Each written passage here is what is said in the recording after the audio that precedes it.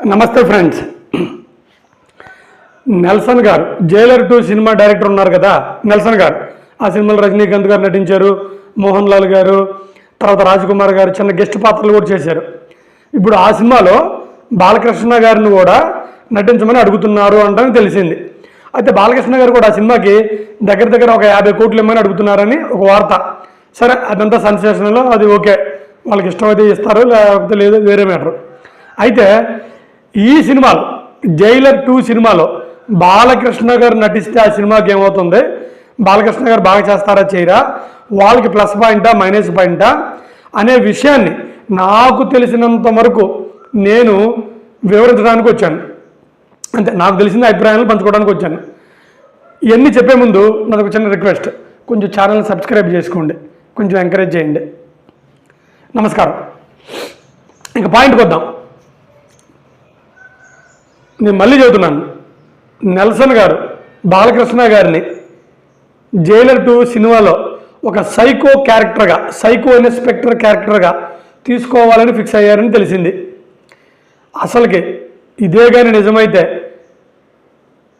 ఆ సినిమా చూసి వచ్చిన తర్వాత ప్రేక్షకులు బయటకు వస్తూ ఉంటారు కదా, వాళ్ళు ఒకే ఒక మాట చెబుతారు, అనవసరంగా నెల్సన్ గారు బాలకృష్ణ గారిని ఈ సినిమాకి తీసుకున్నాడు అని.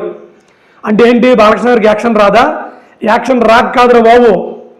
రజనీకాంత్ గారు, మోహన్ లాల్ గారు, రాజ్ కుమార్ గారు, ఇంకా ఎవరినైనా పెట్టుకోనివ్వండి, బాలకృష్ణ గారి దెబ్బకే వాళ్ళందరూ దున్నుకొని పడిపోతారు.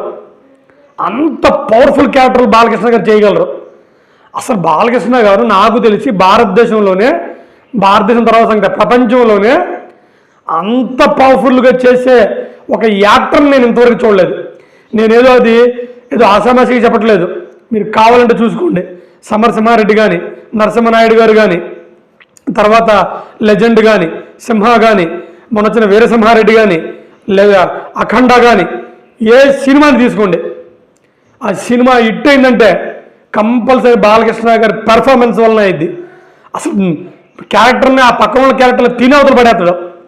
రజనీకాంత్ గారు కానీ పక్కన ఎవరైనా ఉండని వాళ్ళందరూ దేనికి పనికిరారు అన్నట్టుగా చేస్తారు బాలకృష్ణ గారు. పవర్ఫుల్ క్యారెక్టర్లకి పెట్టింది పేరు ఆయన, నలిపేతలు పడేస్తారు క్యారెక్టర్ని. అందుకు నేను అంటున్నాను, నెల్సన్ గారు రాంగ్గా సెలెక్ట్ చేసుకున్నారని. రాంగ్ అని ఎందుకు అంటున్నానంటే, ఆ సినిమాలో రజనీకాంత్ గారు మెయిన్ హీరో. మరి మెయిన్ హీరోకి ధీటుగానో లేకపోతే మెయిన్ హీరో కొంచెం డౌన్గానో ఉండాలి ఏ క్యారెక్టర్ తీసుకున్నా. కానీ రజనీకాంత్ గారి కంటే 100 రెట్లు పవర్ఫుల్గా చేస్తాడు.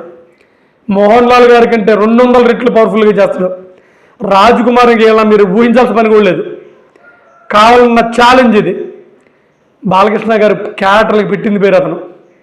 అసలు మీకు ఏ డౌట్ అక్కర్లేదు. కావాలంటే మళ్ళీ మీకు చెబుతున్న సినిమాలు ఒకసారి చూసుకోండి, మళ్ళీ ఎవరైనా సరే. నెల్సన్ గారు సరిగ్గా చూడలేదేమో నాకు అనిపించింది.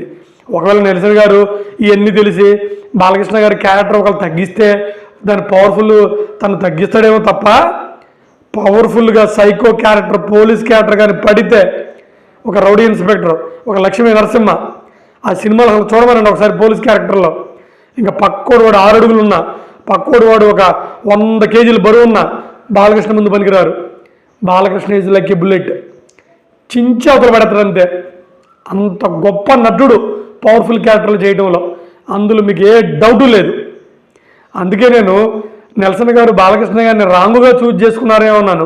ఏ పాయింట్ ఆఫ్ వ్యూలో, రజనీకాంత్ గారిని డామినేషన్ చేస్తారు కాబట్టి, అంతే తప్ప ఇంకేమీ లేదు. అయితే ఏమైనప్పటికీ బాలకృష్ణ గారికి 50 కోట్లు ఇవ్వడం మాత్రం ఒక అద్భుతమైన విషయం. బాలకృష్ణ గారు స్వతహాగా 20 నుంచి 30 కోట్లు తీసుకుంటారు. అలాంటిది అతను బాలకృష్ణ గారు మరి ఏరో వాళ్ళ సినిమాల్లో ఎప్పుడు నటించలేదు అతను. అది కూడా అతను గొప్పతనం అనొచ్చు, లేకపోతే మీరు బల్బ్ అనుకోండి. ఇప్పుడు నటిస్తున్నారంటే ఆ మాత్రం డిమాండ్ చేయడం కరెక్టే. అయితే వాళ్ళకి ఒక ప్రాబ్లం కూడా మళ్ళీ చెబుతున్నాను, మిగిలిన వాళ్ళందరినీ తినవతలు పడేస్తాడు. అది నా అభిప్రాయం, అది నా పాయింట్ ఆఫ్ వ్యూ. నమస్కారం.